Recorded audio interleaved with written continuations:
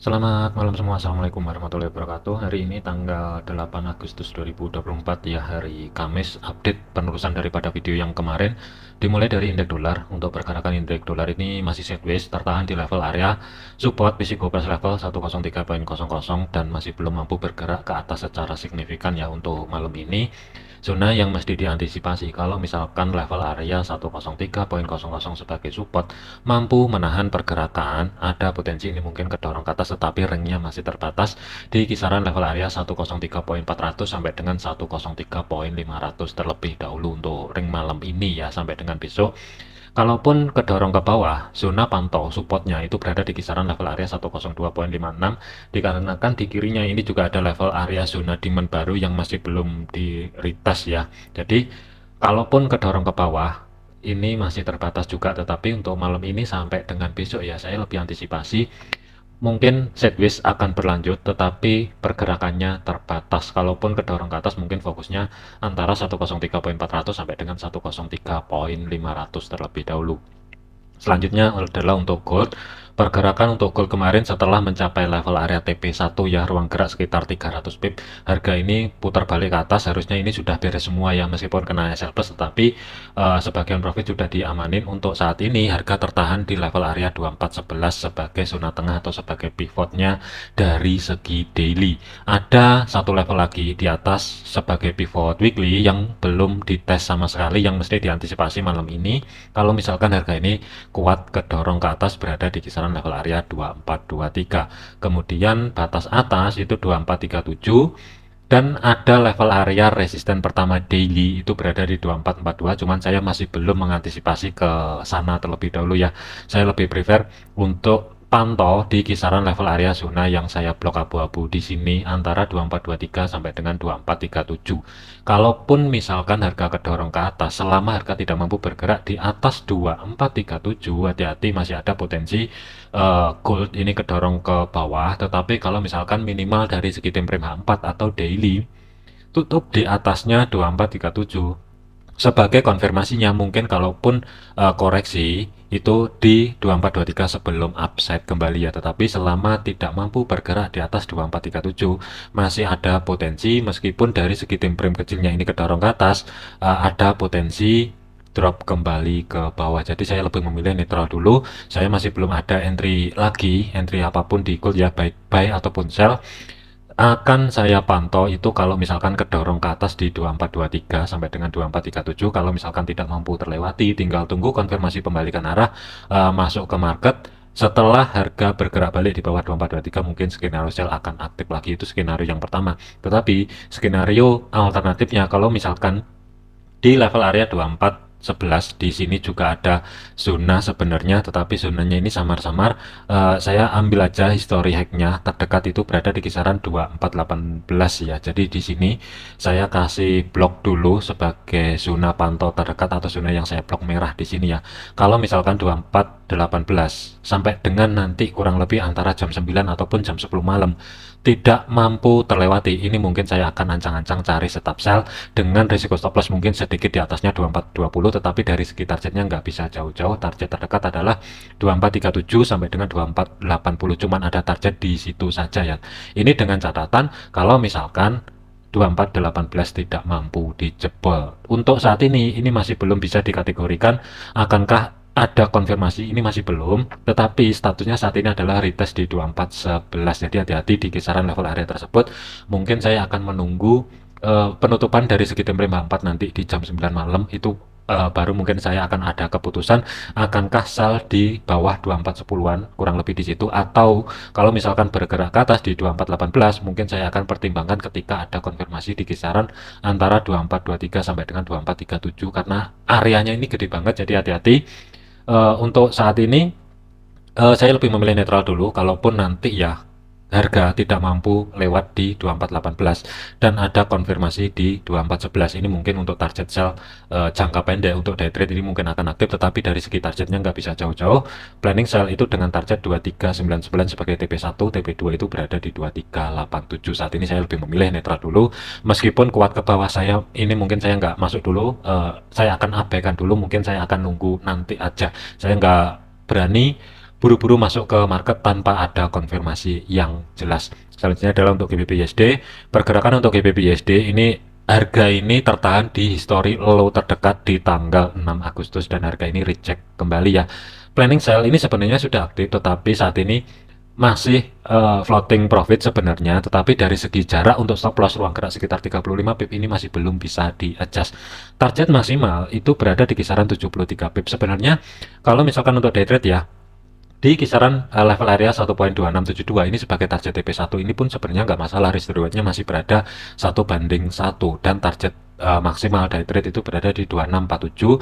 Untuk malam ini mampu tercapai atau enggak saya masih belum bisa pastikan, mungkin triggernya ketika lowongan pekerjaan negatif yang akan dirilis jam setengah 8 nanti itu mungkin berkurang atau menurun, ini mungkin akan ke-trigger di 1.2647. Tetapi kalau misalkan negatif, ada penambahan dari segi klaim penganggurannya, itu ada potensi harga ini mungkin akan bergerak retest di level area resisten 1.2737. Jadi kesimpulannya masih belum ada perubahan untuk GBP/USD, running masih sell, TP2 masih belum tercapai. Untuk Euro USD ini masih sideways juga. Euro USD kemarin planningnya sebenarnya sell, tetapi harus ada konfirmasi yang valid. Harga harus mampu bergerak di bawah 1.0901. Kalau kita lihatin untuk saat ini, harga ini masih tetap sideways di kisaran level area tersebut dan sama sekali tidak ada penutupan atau harga ini bergerak di bawah level area 1.0901. Secara otomatis planning sell ini ke pending, jadi ini masih belum bisa digunakan sampai nanti harga ini benar-benar terkonfirmasi bergerak di bawah 1.0901. Mungkin skenario sell ini akan aktif kembali. Selama harga belum mampu bergerak di bawah level area tersebut, statusnya adalah masih off terlebih dahulu ya.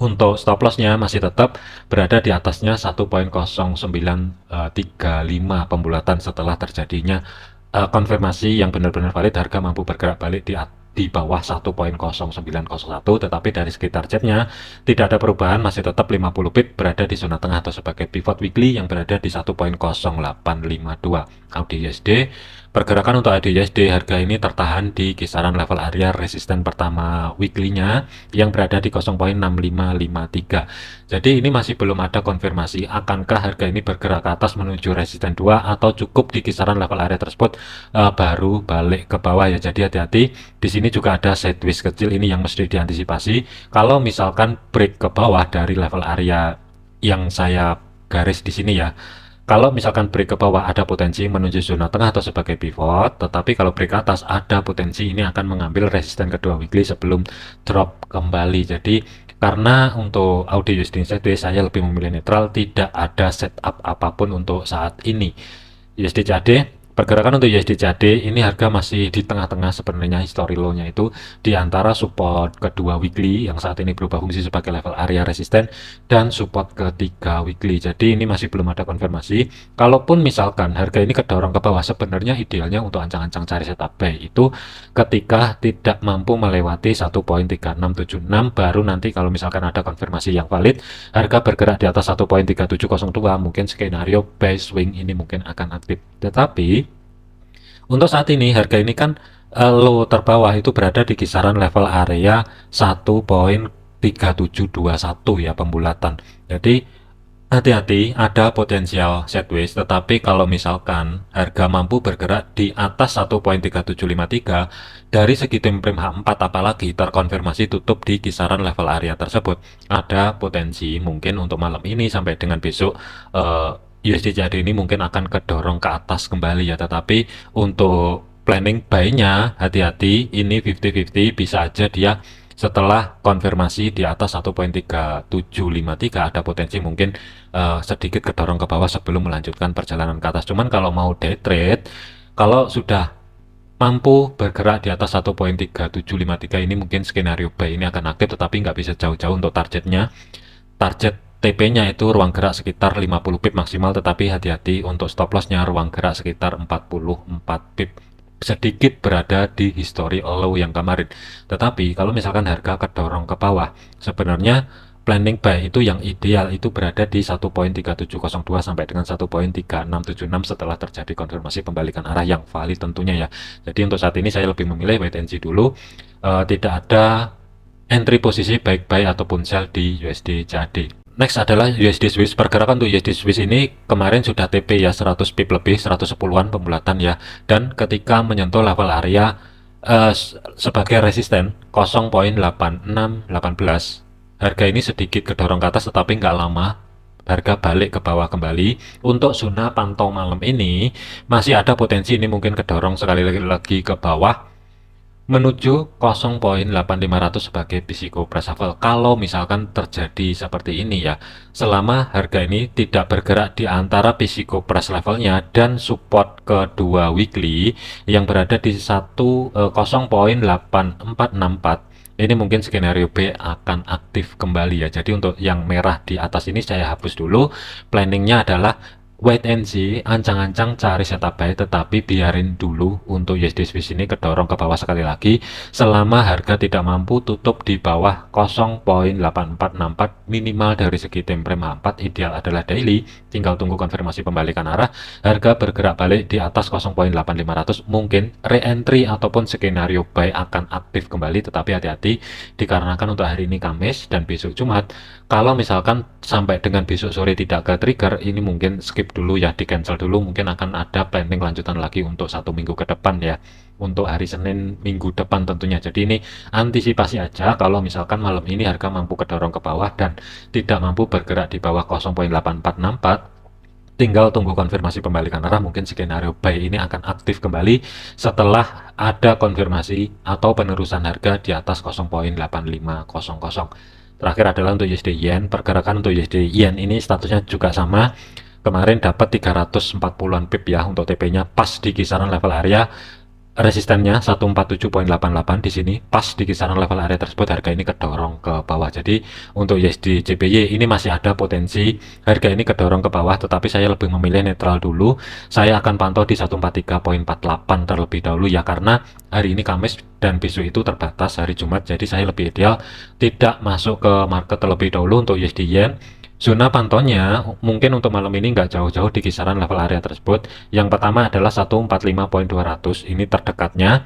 Kemudian kalau misalkan dijebol, mungkin ada potensi untuk USD Yen ini kedorong ke bawah di kisaran level area 144 sampai dengan 143.48, mungkin di sini terlebih dahulu. Tetapi kalau misalkan harga bergerak ke atas, mungkin nggak jauh-jauh di kisaran 147.88. Oke, mungkin untuk update malam ini sekian dulu ya. Ingat, jangan overload, jangan overtrade. Jadikan video ini sebagai referensi ataupun gambaran saja, jangan dijadikan sebagai patokan.